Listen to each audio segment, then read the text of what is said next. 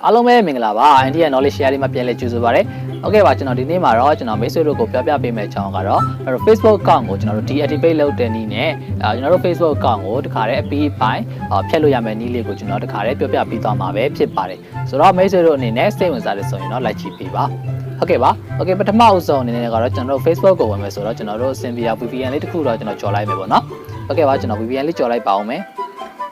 Okay ပါကျွန်တော် VPN လေးကြော်ပြီးသွားပြီပေါ့နော် Okay ကျွန်တော် VPN လေးကြော်ပြီးသွားပြီဆိုရင်တော့ကျွန်တော် Facebook application လေးတွေကိုကျွန်တော်ဝင်ရောက်ပါတော့မယ် Okay ပါကျွန်တော် Facebook application လေးဝင်လိုက်မယ်ဝင်ပြီးသွားပြီဆိုရင်တော့ကျွန်တော်တို့ဒီထိပ်တောင်လေးမှာရှိတယ်ကျွန်တော်အကြောင်း၃ကြောင်းလေးကိုသွားရမှာပေါ့နော်ကျွန်တော်ထိပ် menu bar လေးမှာရှိတဲ့အကြောင်း၃ကြောင်းလေးကိုနေလေပါနေပြီးသွားရင်ကျွန်တော်အောက်ကလေးနည်းနည်းလေးဆွဲပြီးတော့ကျွန်တော်တို့ city and privacy ဆိုတဲ့အားလေးကိုကျွန်တော်တစ်ချက်နှိပ်ရမယ်နှိပ်ပြီးသွားပြီဆိုရင်ကျွန်တော် city လေးကိုတစ်ချက်ရွေးပေးလိုက်ပါပေါ့နော် Okay ပါကျွန်တော် city လေးတစ်ချက်ရွေးပေးလိုက်အဲ့တော့ရေးပေးပြီးသွားပြီဆိုရင်တော့ကျွန်တော်တို့ဘာလုပ်ကြမလဲဆိုရင်တော့အောက်ကိုနည်းနည်းလေးတစ်ချက်ဆွဲပေးပါဆွဲပေးပြီပါကျွန်တော်တို့ဆွဲပေးပြီးတော့ကျွန်တော်တို့ဒီမှာ account ownership and control ဆိုတာရှိပါတယ်ပေါ့နော်ဒီ account ownership and control လေးကိုကျွန်တော်တို့တစ်ချက်နှိပ်လိုက်မယ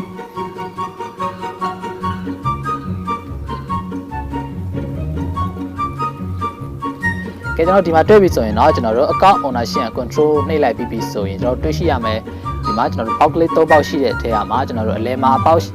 လဲပေါက်လေးဖြစ်တဲ့ deactivation and deletion ဆိုတာရှိတယ်ပေါ့နော်ကျွန်တော်ဒီဥစ္စာကပဲကျွန်တော် deactivate လုပ်မယ့်ဟာနဲ့ delete လုပ်လို့ရမယ့်နေရာလေးပဲဖြစ်ပါတယ်ပေါ့နော်ဒီအလဲကဟာလေးကိုကျွန်တော်တစ်ချက်နှိပ်လိုက်မယ် Okay ပဲနေပြီဆိုရင်တော့ကျွန်တော်မိတ်ဆွေရဲ့ account ကပထမအောင်ဆုံးကျွန်တော်တို့ဒီမှာမိတ်ဆွေလုပ်ချင်တဲ့အရာကကျွန်တော် deactivate လုပ်မှာလားကျွန်တော်တို့ Facebook account ကို deactivate လုပ်မလားတခါတည်းပဲအပြီးပိုင်းဖြတ်ပလိုက်မလားဆိုပြီးတော့ဒီနှစ်မျိုးရွေးခိုင်းနေပေါ့နော်မိတ်ဆွေကတော့ deactivate လုပ်မယ်ဆိုရင်လည်း deactivate လုပ်လိုက်ဒီ ထိပ်ကလေးမှာရှိတဲ့ deactivate ဆိုတဲ့အပေါက်မှာကွက်ကလေးမှာရွေးထားပေးရမယ်ဖြစ်ပြီးတော့ကျွန်တော်တို့ delete လုပ်မယ်ဆိုရင်တော့အောက်က delete ဆိုတဲ့ account လေးကိုကျွန်တော်တို့ရွေးပေးထားရမှာပဲဖြစ်ပါတယ်ပေါ့နော်ဆိုတော့Okay ပါကျွန်တော်ပထမအောင်ဆုံး deactivate လုပ်တဲ့ account လေးကိုကျွန်တော်လုပ်ပြပေးမယ်ဆိုတော့ဒီအောက်မှာရှိတဲ့ရွေးပြီးပြီဆိုရင်တော့အောက်မှာရှိတဲ့ continue to account deactivation ဆိုတာလည်းကျွန်တော်တို့တစ်ချက်နှိပ်လိုက်မယ်ကဲဟုတ်ပြီကျွန်တော်တို့ဒီမှာ deactivate လုပ်မယ်ဆိုရင်ပထမအောင်ဆုံးကျွန်တော်ကတောင်းတာဆိုတော့ password လေးဖြစ်တယ်ပေါ့နော်ဒီနေရာမှာတော့မိတ်ဆွေတို့အနေနဲ့ကိုယ့်ရဲ့ Facebook password ကိုကျွန်တော်တို့မှန်ကန်ကန်လေးရိုက်ထည့်ပေးဖို့လိုအပ်ပါမယ်မှားယွင်းနေတော့မရဘူးပေါ့နော် Okay ရိုက်ထည့်ပြီးသွားရင်တော့ကျွန်တော်တို့ဒီအောက်က continue လေးနှိပ်ပေးပြီးသွားရင်တော့အဆင်ပြေပြီပဲဖြစ်ပါတယ်အဲ့ဒါဆိုရင်တော့ကျွန်တော်တို့ deactivate လုပ်တာအောင်မြင်သွားမှာပဲဖြစ်ပါတယ်ပေါ့နော် Okay ပါကျွန်တော်တို့ update တစ်ချက်ပြန်ထွက်ပေးမယ်ပြီးရင်ကျွန်တော် delete account ကျွန်တော်ရွေးပြီးတော့လဲအဲ့လိုကလေးကျွန်တော်အောက်က continue to account deletion ဆိုတာနှိပ်လိုက်မယ်ဆိုရင်လဲဒီမှာပေါက်တွေ့တယ်ဒီမှာတွေ့တဲ့ box တွေကတော့ကျွန်တော်တစ်ချက်ရွေးခိုင်းနေပေါ့နော်ဒီမှာဒါမိတ်ဆွေတို့အနေနဲ့ကတော့ကြိုက်တယ်လို့ပဲရွေးလို့ရတယ်ပေါ့နော်ဒီမှာသူကတော့ဒီထိပ်မှာရှိတဲ့ဒါလေးတွေအကုန်လုံးကဒါသူတို့ feedback လေးပြန်ပေးတာပဲဖြစ်တယ်ပေါ့နော်ဒါကိုကမလုပ်ချင်လေရတယ်ပထမအဆုံးသူတို့ကတော့လောက်ကန်တာမင်းရတဲ့ဒီ I spend too much time on Facebook ဒီကျွန်တော်အကောင့်ဖြတ်တာကဘာလို့ဖြတ်ရတာလဲဆိုရင်တော့ကျွန်တော် reason လေးတွေပြန်ပြောတာပေါ့နော်ငါဒီမှာ Facebook မှာအချိန်အများကြီးကုန်နေလို့ဒါမှမဟုတ်ရင်အမှ privacy concern တွေ privacy ပြဿနာတွေရှိလို့ပေါ့ဗျာဒီမှာကျွန်တော်တို့ဒီ Facebook သုံးရတာ safe မဖြစ်တော့လို့တော့နောက်ပြီးတော့ကိုယ့်အကောင့် hack ခံထားရတယ်တို့လို့ပြီးရင်ကျွန်တော်တို့ Facebook သုံးရတာကျွန်တော်တို့အသုံးဝင်တဲ့ဟာတွေရှာမတွေ့တော့လို့ဆိုပြီးဒီလိုမျိုးလေးတွေကျွန်တော်တို့အကြောင်းပြချက်လေးတွေပြန်ပြီးတော့ Facebook team ကိုကျွန်တော်ပြန်ပေးလို့ရပါတယ်ဒါပေမဲ့မပေးချင်လို့ဆိုလည်းရတယ်ကျွန်တော်ဒီအောက်က continue to account deletion ဆိုတော့တစ်ချက်နှိပ်လိုက်မယ်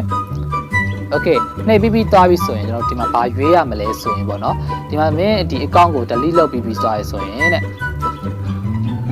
ပထမအောင်ဆိုကျွန်တော်တို့ဒါ Messenger အပိုင်းဖြစ်တယ်ပေါ့နော် Messenger အပိုင်းမှာတော့ if you delete your Facebook account မင်း Facebook account ကိုဖျက်လိုက်မယ်ဆိုရင် Messenger and all of your message will also be deleted မင်းရဲ့ Messenger နဲ့မင်းရဲ့ Facebook message တွေအကုန်လုံးဖျက်ဆီးသွားမိပါပဲဖြစ်တယ်ပေါ့နော်အဲ့လိုမလုပ်ချင်ဘူး Messenger ကိုတော့သုံးချင်တယ်ဆိုရင်တော့မင်းရဲ့ Facebook account ကိုdeactivate လေးပဲလုပ်ထားလိုက်ပါလို့ပြောတယ်ပေါ့နော်ဒီပထမအပိုင်းကတော့ deactivate deletion အစား deactivate လုပ်ခိုင်းတာပဲဖြစ်တယ်ပေါ့နော်ဒါကကျွန်တော် delete လုပ်မှဖြစ်တဲ့အတွက်တောင်မနှိပ်တော့ဘူးခုနပထမပိုင်းမှာလည်းကျွန်တော်ပြောခဲ့ပြီးပြီပေါ့နော်ဆိုတော့ကျွန်တော်အောက်ကလေးနည်းနည်းလေးဆွဲမယ်ဆိုရင်တော့ဒီမှာဆိုရင် save post in your archive ဆိုပြီးရှိရပေါ့နော်မင်းရဲ့ account မဖြတ်ဖဲနဲ့ဆိုရင်မင်းရဲ့ account မဖြတ်ဖဲနဲ့တဲ့မင်းရဲ့မှာကိုယ့်ရဲ့မှာ Facebook ကိုယ့်ရဲ့မှာ profile မှာရှိတဲ့တင်ကြတဲ့ဟာတွေအကုန်လုံးကိုဒီမှာကိုက recycle bin ဖြစ်ဖြစ်အဲ့တဲ့ကိုသွားပြီးတော့ထည့်လို့ရတယ်ဆိုတဲ့အကြောင်းသူကတော့ဒီမှာလောက်ခိုင်းတာပေါ့နော်ဒါတော့ဘာမှလုပ်လို့မရဘူးပေါ့နော်ဒီအောက်မှာရှိတဲ့ download your information တွေဘာတွေကတော့ဒီမင်း photo တွေ post တွေကို download ပြန်ဆွဲတာပဲဖြစ်တယ်ပေါ့နော်အဲ့ဒါဆိုရင်တော့မင်းရဲ့ Facebook account ဖြတ်လိုက်တဲ့ဆိုတော့မှကိုယ့်ရဲ့မှာpost တွေဓာတ်ပုံတွေကကိုယ့်ရဲ့ဖုန်းထဲမှာပြန်ပြီးတော့ download ဆွဲတာလည်းဖြစ်တဲ့အတွက်ပြတ်သွားမှာတော့မဟုတ်ဘူးပေါ့နော် Okay ဒါပေမဲ့ကျွန်တော်တို့မလုပ်ချင်တော့ဘူးတော်တော်ရှိဝဲလဲကျွန်တော်မပြောတော့ဘူးဘာလို့မလဲဆိုတော့ delete account လေးပဲကျွန်တော်တက်နှိပ်လိုက်တော့မယ်နော်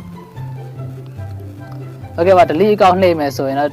ဒီခုနအတိုင်းပါပဲ enter password တောင်းမယ် password တောင်းပြီးတော့မိတ်ဆွေတို့မှန်ကန်လေးရေးထည့်ပေးပါရေးထည့်ပြီးသွားတာနဲ့ကျွန်တော်တို့ continue လေးနှိပ်ပြီးသွားတာနဲ့ကျွန်တော်တို့မိတ်ဆွေရဲ့ account ကပြတ်သွားမှာပဲဖြစ်တယ်ပေါ့နော်ဘယ်နှစ်ရက်စောင့်မလဲတို့ဘာလို့ညာတော့ကျွန်တော်မဖြတ်ဘူးတဲ့အတွက်တော့တိတိကျကျလေးတော့မသိဘူးဒါပေမဲ့ဒီလိုလုပ်ပြီးသွားရင်တော့မိတ်ဆွေရဲ့ account ပြတ်မှာတော့သိကြပါတယ်ပေါ့နော်ကဲဟုတ်ကဲ့ပါဟုတ်ကဲ့ပါအားလုံးပဲကျေးဇူးများကြီးတင်ပါတယ်ဒီနေ့ပြောပြပေးခဲ့တာကတော့ Facebook account deactivate လုပ်တာနဲ့ delete လုပ်တာနည်းလေးကိုကျွန်တော်ပြောပြပေးခဲ့တာပဲဖြစ်တယ်ပေါ့နော်နောက်ထပ်ကျွန်တော်ဒီလိုမျိုးနည်းလေးတွေတင်ပေးပါအောင်မယ်မိတ်ဆွေတို့အနေနဲ့တင်ပေးစေချင်တဲ့အကြောင်းအရာလေးရှိရင်လည်း comment လေးမှာအမ်းပေးခဲ့ပါဟုတ်ကဲ့ပါအားလုံးပဲကျမ်းမာရေးယူဆိုင်ကြပါနောက်ထပ်ဗီဒီယိုများပြန်လည်တွေ့ကြပါမယ် subscribe မလုပ်သေးရင် subscribe